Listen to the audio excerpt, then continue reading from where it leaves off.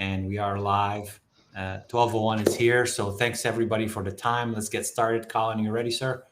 I am, my friend.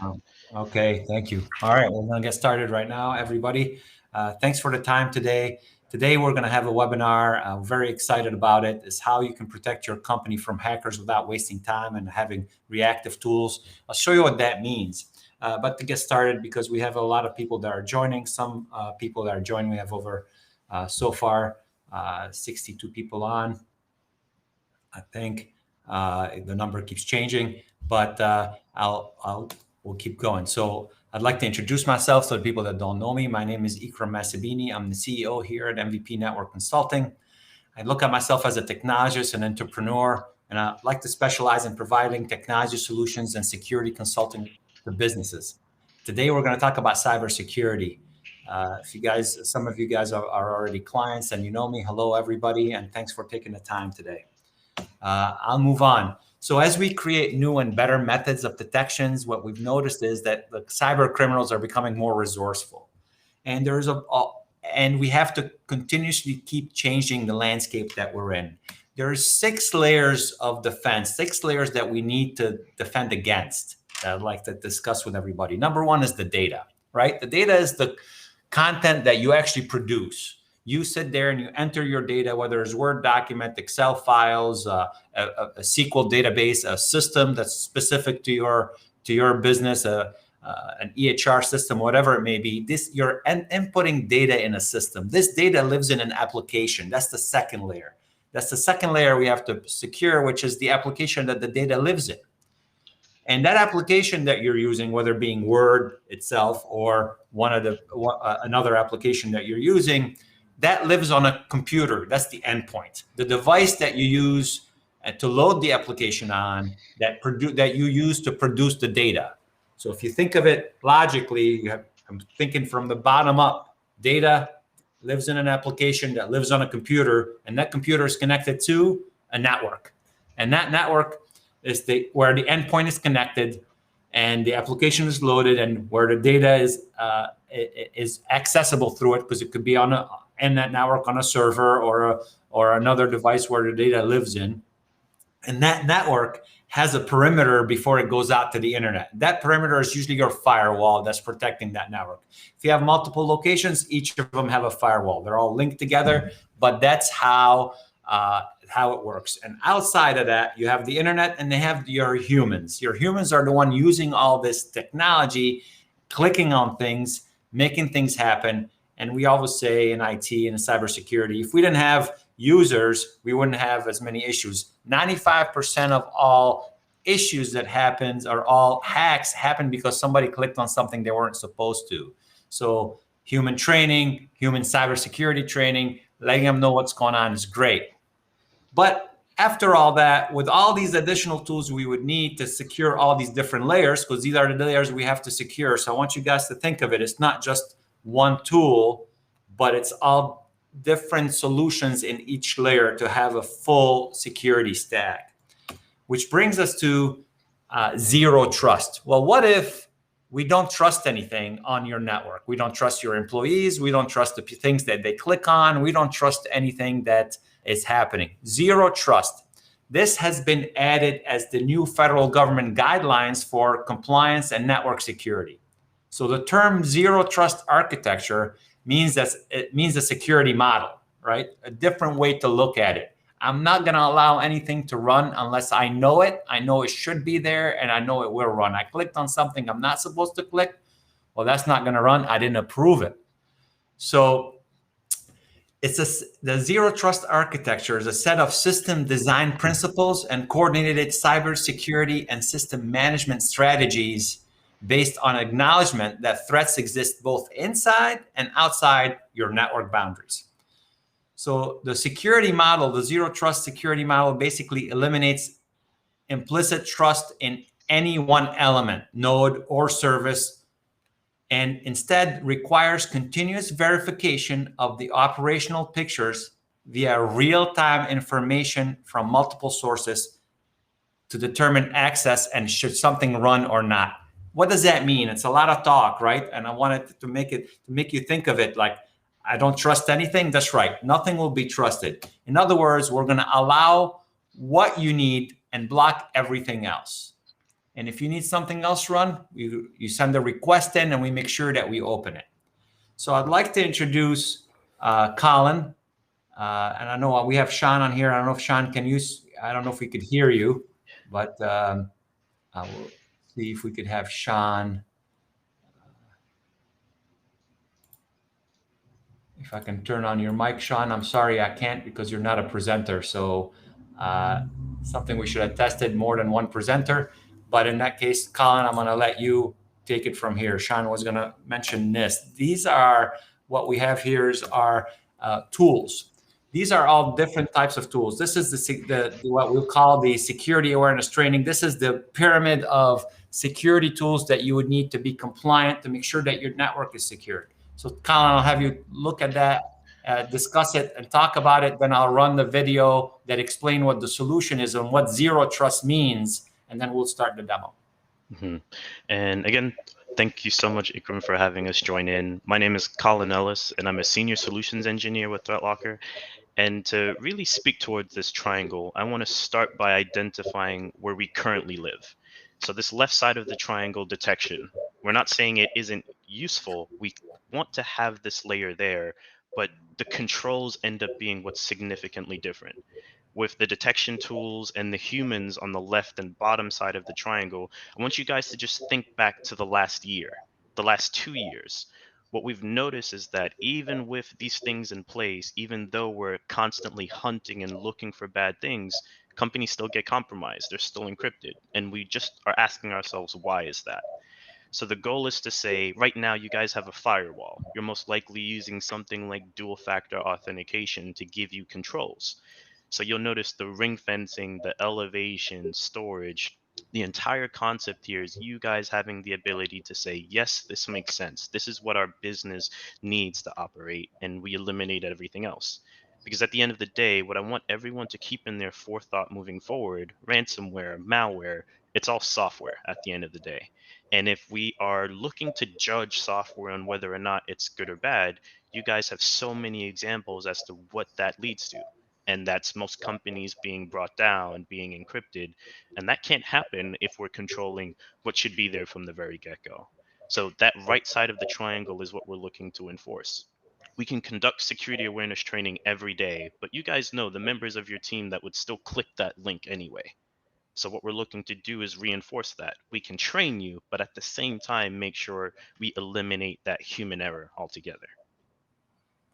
Yep, exactly. Well said, Colin. So, antivirus is still needed, anti-spamware, threat hunting, all these stuff are still needed, but there's always the risk of something happening. Well, comes zero trust. We don't trust anything. We will only let the things that we trust run.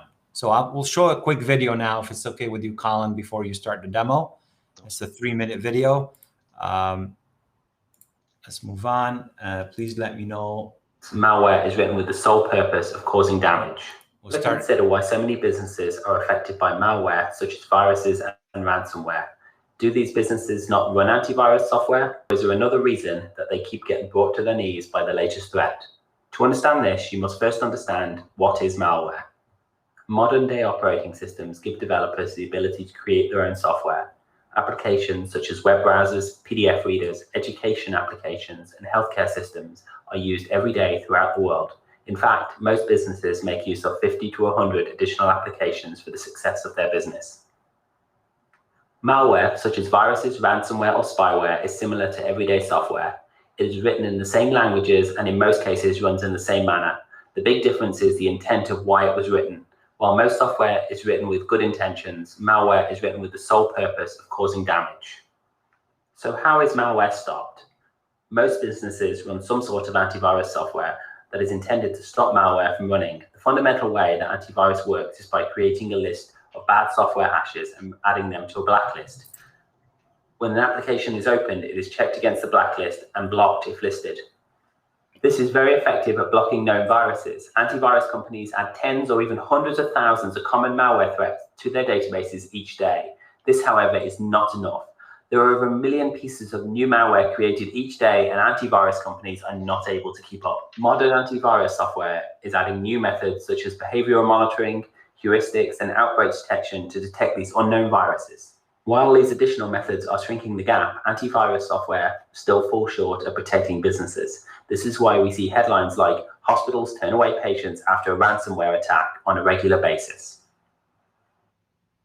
Over 80% of businesses have been affected by some kind of malware attack in the last 2 years, and often experience data breaches and cyber attacks through the use of legitimate remote access tools. These applications are not detected by any antivirus and run silently in the background unknowingly to the business. So how can businesses protect themselves from software threats? ThreatLocker's application whitelisting solution works in addition to your current antivirus software and gives you as a business control over what software is running. All unauthorized software, including known and unknown malware, is blocked, regardless of whether a user tries to execute it or whether it's executed through a vulnerability or a backdoor. Creating policies is a breeze. It can be done in a few clicks, and don't worry about creating the initial policies. The ThreatLocker client will scan all of your computers and create suggested policies for you. Unlike traditional application whitelisting solutions, ThreatLocker can be deployed in as little as a few hours. Not only do you have complete control over what is running, the ThreatLocker audit gives your IT or security team a full log of every application that is opened, including the hash, digital certificates, which user opened it, and on what computer. Installation is easy. You can simply log into our cloud-based portal and click on the download link. The install is a single click or can be deployed through MSI. Once you have locked down your system with ThreatLocker, you can rest assured that nothing else can run. That means no viruses, malware, or even other potential software threats. But don't worry, ThreatLocker won't stand in the way of you doing business. Approving new software is easy. It can be done in a few simple clicks and in less than 30 seconds. You can even approve applications for a fixed amount of time. So if you need to enable remote access software temporarily, you can rest assured it won't run longer than you want it to. Sign up for a full demo of ThreatLocker and see how we can help you secure your business today. Okay, thank you for that video. Well, that's the Malware is written with the soul. Okay, so we're going to start a demo, but I wanted to mention some of the things that we heard in this video is that basically we would lock down your environment. We would put ThreatLocker, this tool, onto every machine and every server, and we leave it on for a week to learn your environment. And after that, it gives us a list of what you use. We go through the list, approve what we know you use. We may find stuff that you don't use, we'll not approve those, and then activate it and make it in protect. So then if your user click on something, they get an email they weren't supposed to open, all the things that happen to make your network vulnerable go away by the wayside. So I'm going to stop talking. I'm going to bring Colin back in. We're going to share Colin's screen, and then we're going to show you what this is all about. Perfect. And I just need you to stop sharing and I'll be able to pop in. Perfect. And we'll dive into screen 2. So you guys are coming in with some good questions so far, and the demo will pretty much round that out for everyone moving forward. And we'll start again by what happens when we get the agent installed. So before we do anything else, before we lock down, the goal is to give you and your team full visibility in what's actually out there. So we're going to deploy in that learning state. And the sole intention here is to give the team a full view of everything running. So games, anything installed on the user's machines. I typically like to say, especially for the more technical members of staff, Alt-Tab is pretty much a thing of the past. So as we learn, we're going to automatically identify every piece of software running on all of the machines, workstations and servers alike. So before we lock anything down, we outline, again, everything that's out there. Someone asked a question that said, when it comes to the users installing something, is this going to be automated or manual? So the goal here at the very beginning is to make sure before we lock down, we've outlined everything you need. So if you're leveraging QuickBooks, Notepad++, browsers, we're letting the agent automatically identify those things and give you explicit control. So let's say while we're in this learning state, we figure out that one of the members of your staff, they're just gaming nonstop. Before we invoke anything else, you have the ability to say, absolutely not. You can't do this on company time. So the first thing we're looking to do again is just make sure we understand everything that's out there. And now it becomes pretty simple because we have this visibility to now say to the MVP team or for anyone on your staff, if something happens, there's absolutely no way it could transpire without us knowing about it and giving you control. So we can see everything. If a user opens a file, if they move, they delete something, it's all audited. And of course, we have full control of this.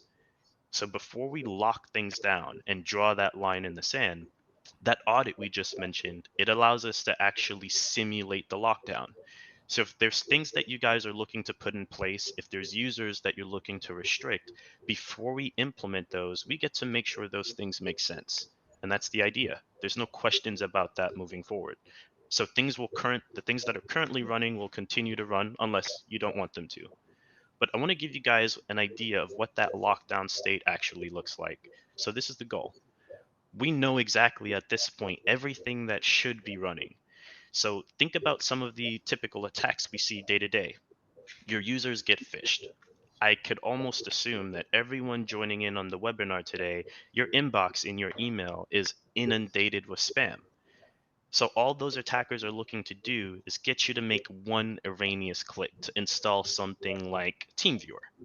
And what I'm specifying here is that TeamViewer is not a bad application by any means, but we know what TeamViewer can do. It will just allow someone to have full remote access. So before we allow something like this to run, the team is able to validate who's coming in on the other end and why is something like this even necessary. So to give you guys an idea of what that approval process looks like, I'll go ahead and send a request, and this will trigger an alert for the team. You guys can be copied on the visibility here, but ultimately, the back end is what makes the difference. We're looking to make sure that the technical staff has all the answers to the questions they typically would need. Who the user is, what software are they trying to run. So if we can provide that information, we make things extremely simple. So those alerts, based on that question, Ikram, that's might be one for you and the team, but they can be converted to the MVP team. And if you guys would like visibility, you can have some, of course. But what's going to make the difference here is this. We're never judging the intention of software on whether or not it's good or bad. If you have a vendor that needs to remote in, we get to make sure that the software they're using is actually the software it claims to be. So you'll notice this TeamViewer application has a built-in tag. And all this means is that our threat locker team, we've validated the integrity of the software ahead of time. So even if it's something brand new running for the first time, we'll know exactly what it is. So the goal here is now to say if TeamViewer is supposed to run, we can allow that and we can say it can only run on one machine, or if that vendor needs to touch a few endpoints, you have that control. But one thing we know is that remote access tools shouldn't be available all the time. So we get to build in those controls as you see fit. So it's really simple. I hit save here, and from an approval perspective, it takes about 60 seconds for that change to go into effect. So when we send a request and we allow it, the goal is to make sure from a policy perspective, you guys have full visibility into what's going on. So if I build a policy, if the MVP team builds a policy, there's no questioning that. We get auditing, tracking around the portal and the end users themselves. And that's all it takes. So wanted to pause there, see if you had any quick questions about the approval process. Seems like we have a few coming in.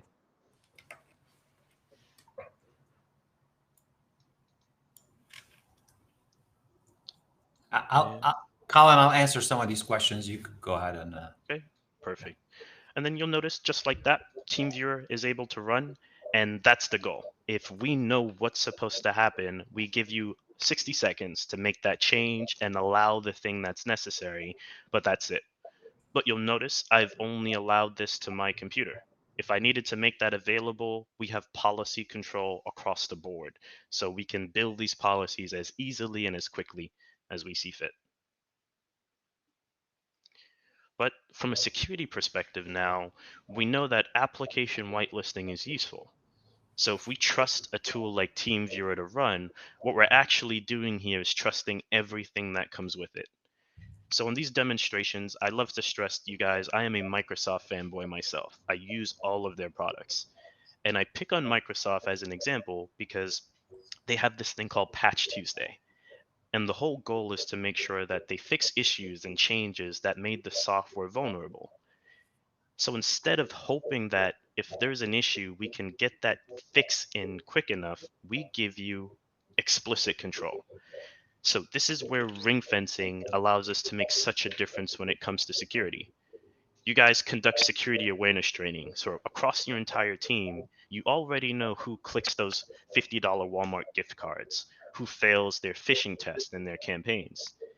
So with that in mind, what we're looking to say here is something so simple. If we understand that something like Office should never be targeted or misused, we're never going to question that moving forward. So when it comes to your users, the members of your team and your staff, if they open up a document, if they open up an email, and they make a bad click, we're not looking to hope that doesn't cause issues. We know from the very beginning, your marketing department, your accounting department, they don't execute code. So instead of allowing something like Office to be misused this way, we know Office shouldn't talk to administrative tools. It shouldn't execute code at all.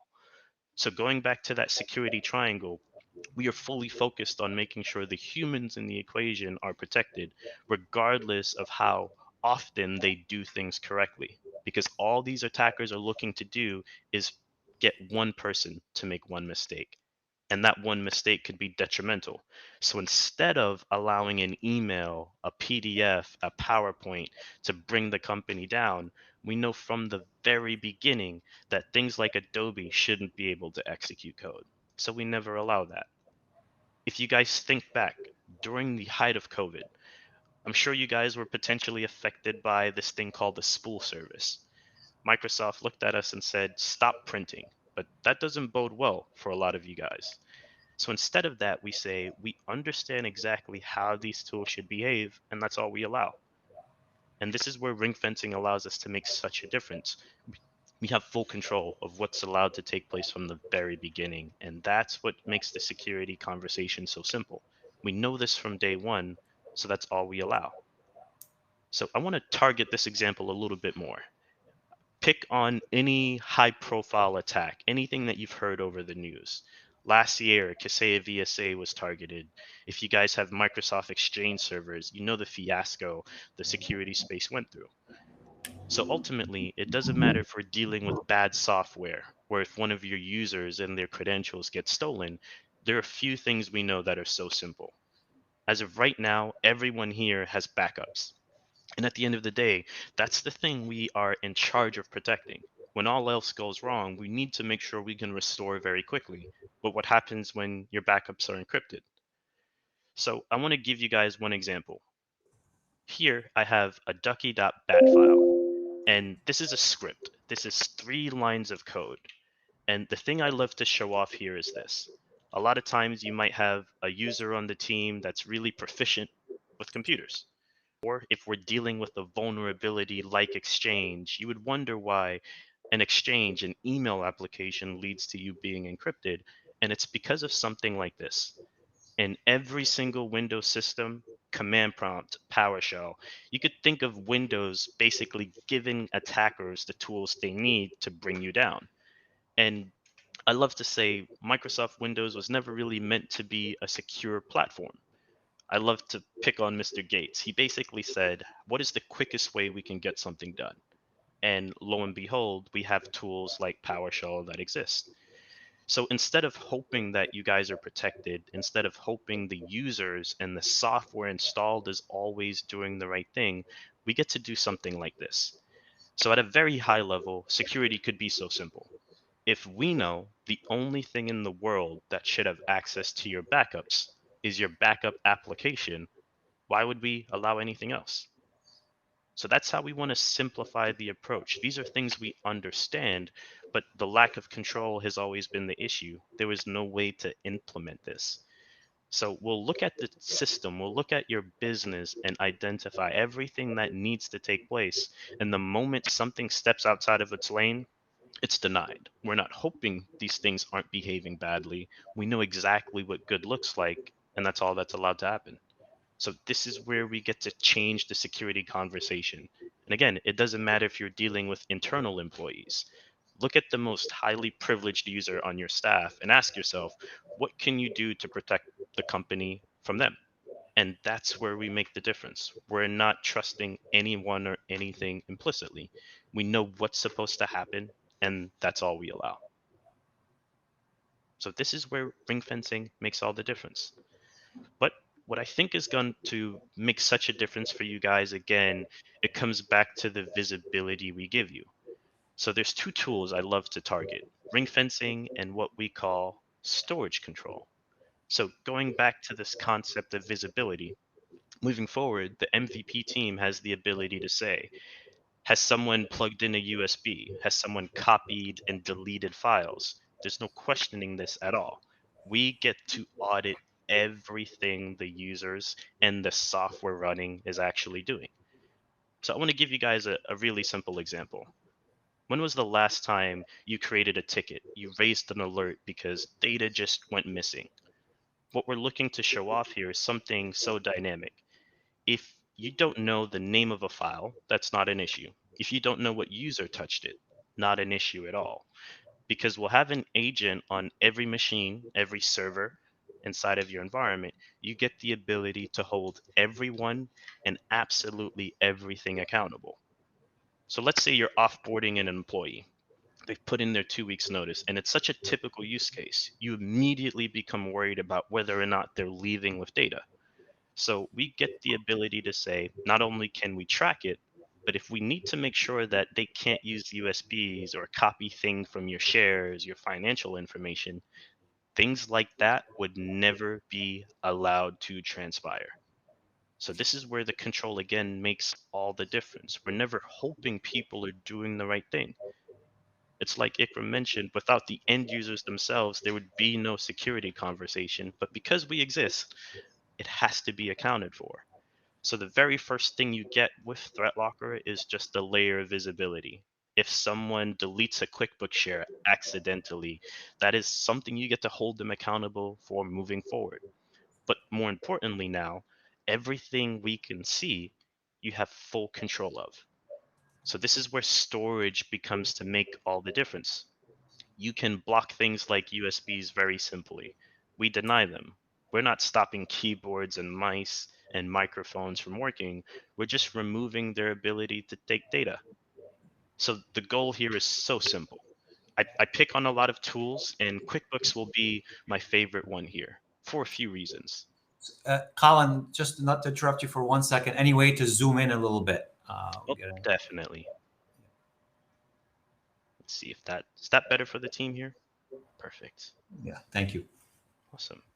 So let's talk about QuickBooks. If it's something that you're leveraging, and even if you're not, the use case and the breakdown is still really relevant. And I personally pick on QuickBooks really because the moment it's installed, this is a financial tool and it's available for everyone in your network to see. So what if we have the ability to say, under no circumstance can you touch that QuickBooks data?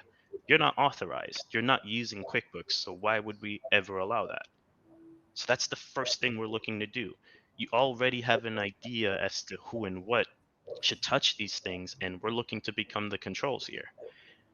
So my favorite example now comes back to your backups. Why would we allow anything outside of your backup tool to have that access?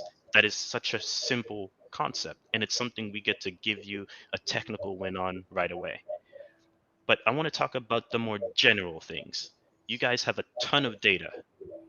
Some of it might be really important. Some of it you might be okay with it being deleted or removed. But we want to put you guys in a position where none of that has to be an option.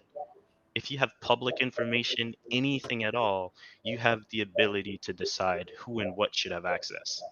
So in my policy here, I've said no matter who we're dealing with, it doesn't matter if you're the CEO, the VP, a financial member of staff, we have protected information that you should never be able to leave with. So instead of me building a ton of policies, I can say right away, I'll give you guys access, but you will never be able to leave with it. So think about your offboarding policies right this second. How can you assure yourself that someone can't just take your information and put it right into a USB? So we're not looking to make that convoluted. If we already know what should be able to touch that data, that's all we allow.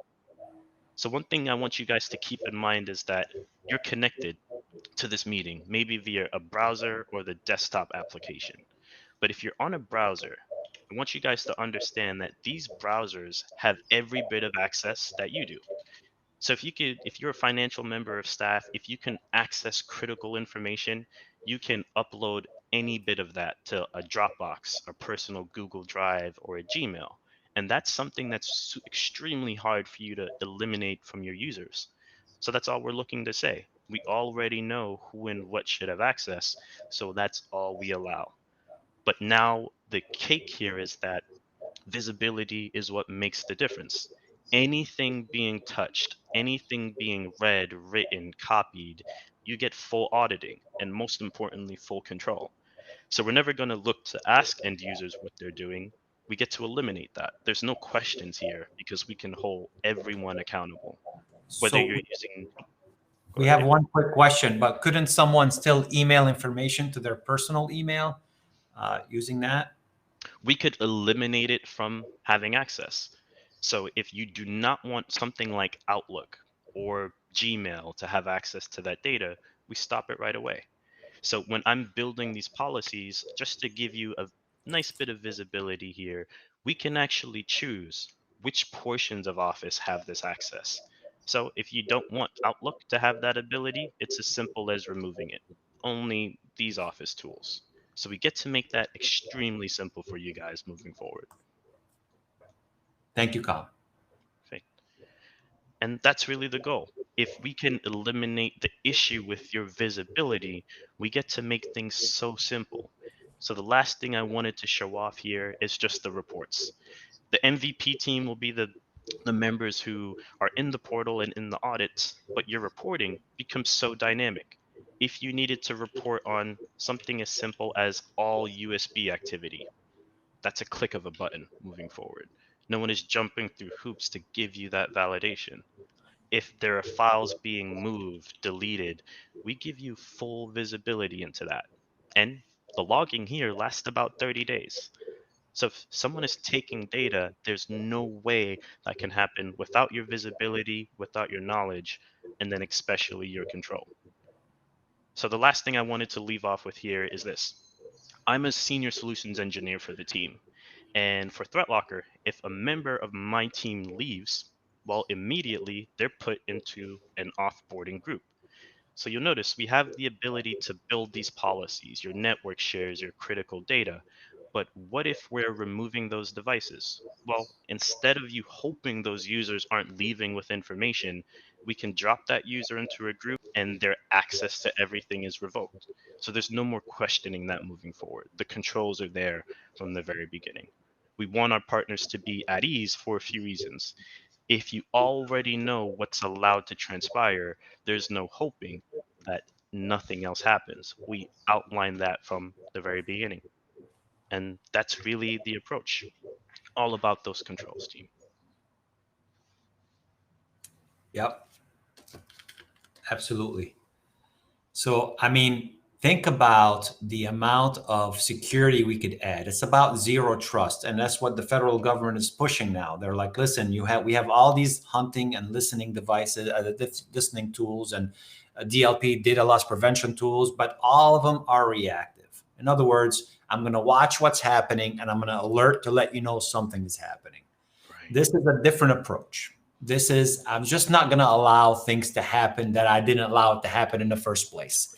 So that's why there is a learning process in this implementation. It takes time, and we have to sit with you and go through policies and what you deem as important, what you don't deem as important. And once it's set up and it's implemented, then we have it implemented here. I don't notice it. It runs in the background, but every once in a great while, I'll click on something and it will say, hey, I'm not going to allow that to run.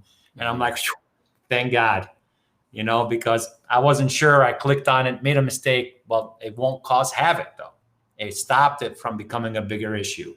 And looking at the zero trust architecture, looking at what this tool can do, it worth its weight in gold. Right. And the analogy I love to use, just to kind of put things into perspective for you guys, we are homeowners. We have places that we reside. You'll have your floodlights, your alarm sensors, and everything to let you know that there is an intruder there. But with all of that in place, would you ever go to sleep at night without locking your doors? And that's really the concept. Your business should be treated the same way. And that's all we're saying. We want you to know who's going in and out every step of the way. And if you're allowing something in, you get to say to it, this is the only thing you're capable of doing. So that's the goal. You protect your house, you protect your home, your domicile in the same capacity. Why not bring that same approach to the business that you manage and you take care of? And that's it. We give that visibility. And that's the one thing I want to stress. Security is hard if you're not able to see what's going on. So before anything else, before we lock something down, you get the ability to see what the picture actually looks like. So we got a couple questions, Colin. One, does law enforcement require backdoor access to this type of software? No, they do not. Okay, and then how resource intensive is it on the machine? Okay, so I'll give you two solid examples here. And the thing I love about this question is because of the difference in approach. A lot of times you guys might see tools that are really heavy because they're security tools, but the issue is they are always scanning and hunting. We work completely differently. We've outlined what we expect to see, so we're not actively scanning the machines. We've already put that in place. So when ThreatLocker comes up, you'll notice we're typically goose eggs across the board, with the most resources we're leveraging being RAM. And that's typically from 150 to about 250 megabytes. So I love to give you guys this example. This is my demo environment that I'm in. You could see that up top here. But what I can also show you is my actual machine that I work from. And I love to give you the two takes here. And you'll notice my demo environment is a little bit heavier because I run so much on it. But to give you that perspective, you'll see exactly how we break that down. So it makes what we do so simple moving forward. Yes, it's a good way to say it. It's not running, it's not forever scanning, it's not forever using resources. It's sitting there, just allowing what's on its list to run. If it's not there, it's just not going to run. So it doesn't use as much resources as the other security tools we have. It's actually pretty light. Okay. Anything else? Any other questions? Feel free to ask. We have Colin with us, so we're lucky to have all the answers. Anything else you want to show, Colin? But I think you showed the tool, what it's all about. Yep, you're all set on the demo side of the house. So how be able to search new software for initial evaluation? Software not okayed, but I'm interested in. Will I have to come to you to open the pipeline? Okay, and so I'll chime in here because the MVP team has so many useful resources. So they'll have us backing them up. But what's really nice about what we do, I mentioned we have this concept of built-ins. So from the day you deploy, ThreatLocker has already provided over 3,000 built-in applications for the MVP team. So just to give you guys an idea here, our job is to make sure the typical things, the things your users are most likely to run, there's visibility and authentication for that ahead of time. Even things like browser extensions, as an example. So that allows us to answer those questions very, very quickly and make sure if someone needs to use something net new that hasn't ran before, they get that answer. So let's say you're doing a migration and you're a Cisco shop. Well, to give you an example here, Cisco. So that's where we make the difference. We've done the hard work. We work directly with Cisco to make sure what we're tracking is what they're offering. And that's what makes the security conversation so simple. There's no guessing there because it's already been accounted for. Yes. And if there is a tool, a piece of application that you haven't used in the past, but you're buying it from somebody that and you've demoed it and you want this application to run, we could allow it to run. We'll just have to make sure that it's secure. I mean, yes, you would come to us for us to allow it, and we can give you access to the portal as well, depending if you have enough IT knowledge. But we like to be the control here, so that make sure that we don't cause more issues than solve. I hope this answered your question.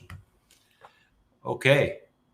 Any other questions? Feel free to ask. Okay, how about macros in Office tools? Excel is a good example. Awesome. So that's one of my favorite things, especially if you're dealing with an accounting department or a firm, they'll use macros quite often. So those things are still allowed to run. Macros now using PowerShell and command prompt trying to be nefarious, those are the things that were designed to stop.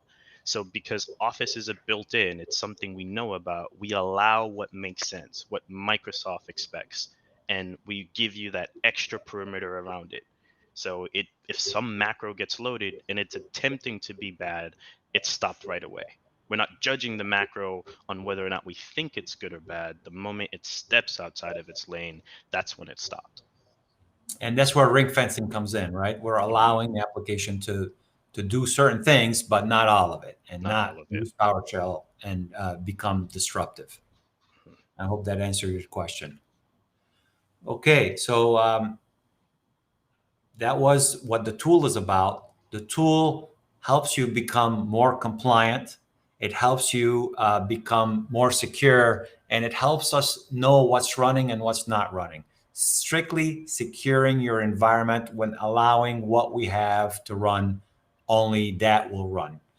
So we've worked with ThreatLocker, we've implemented it other places, but what we've done because of this webinar and because we want to have a kickoff, I'm going to share my screen now if it's okay with you, Colin. Yep, you're good to go. Okay, bear with me.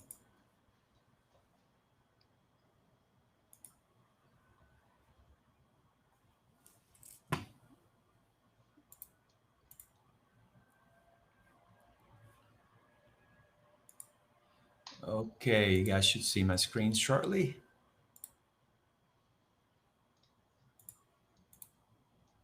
Yep. Awesome. Okay, all set. So that was what ThreatLocker is all about, and we've been working with them for a while now. And we've looked at ThreatLocker and other solutions like this. We wanted to bring the best possible solution to stop to make you compliant, to stop issues from happening altogether, and that's zero trust.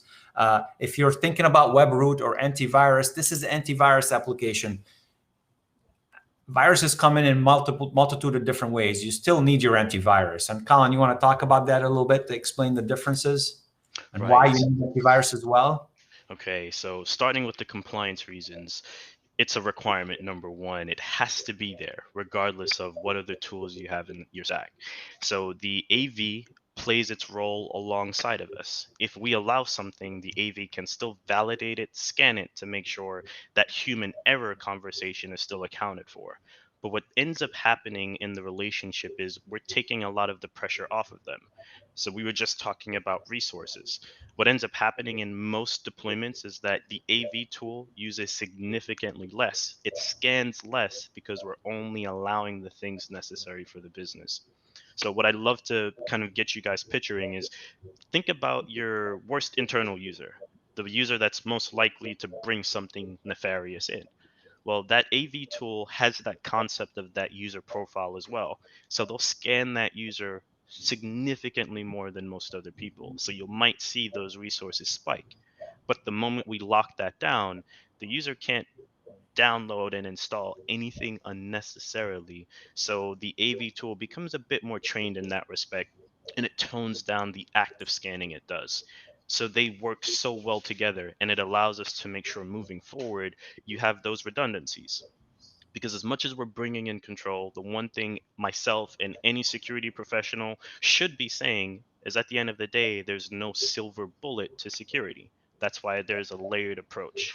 You guys will have buzzwords thrown at you here and there, defense and depth, but this is how it looks when it's actually implemented. You have control, and then now you bring those detection tools to validate what's going on after something is allowed. And that's where we play so well. Yep. Thank you, Colin. That explains it. I hope, Robert, that answers your question. Another question came in: can ThreatLocker run off the network, or does it need to be connected to the organization network? I think I answered that earlier. It does not have to be on the network. You could be anywhere in the world. If ThreatLocker is loaded on your machine, it's going to work. And one neat feature that we highlighted but didn't discuss in depth is something we call remote presence.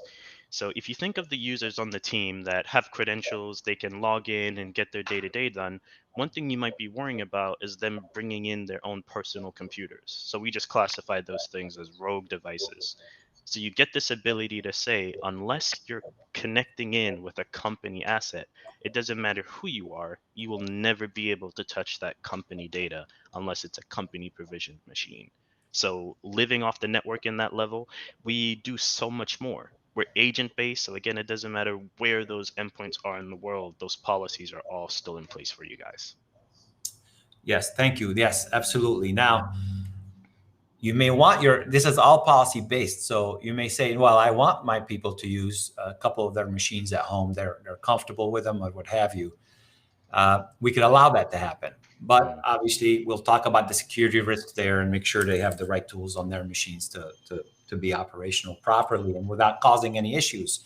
We're looking at your financial information, your healthcare information, your proprietary data that you have. We want to secure that, not allow anybody to steal it, and now allow anything to run that will cause havoc. And when we've noticed from an MSP perspective, from your IT department's perspective, we've noticed that once we have ThreatLocker on a network, the chatter is a lot less. There isn't a lot of data happening back and forth. There's usually a lot more chatter because there's other things running in the background that you're not aware of, and it causes network chatter. Once ThreatLocker is in and we know what needs to run and what doesn't, the network becomes a lot more quiet, faster, more responsive.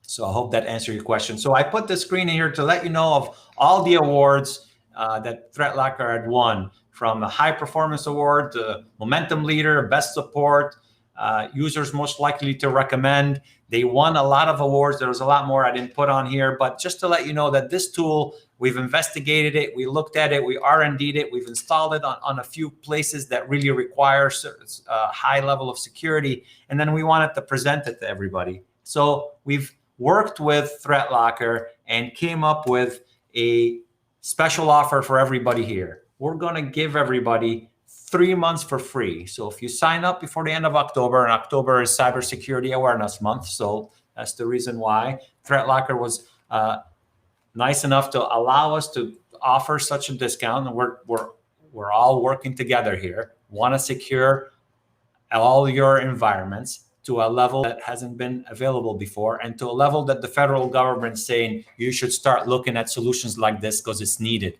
Hackers are becoming more prevalent, to have better tools, and we need to be able to be smarter than they are. So 3 months for free. You contact your PSM. You can call us at 630-1701. You could email me directly. We'll work with you. We'll quote you what the tool would be and then the implementation would be, and we'll work with you to get it implemented. And make sure that you're secured and secured enough and protected. And that's what we're here to do. We're your consultants, and that's why we felt strong about making a big push to show you guys what zero trust security is all about. It's time to get serious. I mean, I know we've been serious about security, but it's time to step it up. Enough is enough. Don't be a sitting duck, as I would say. Just make sure you're aware of what's running, and let's block everything else. And that's that. If you guys have any other questions, please let us know. We're ending 10 minutes early because Colin has another call, and it was straight to the point.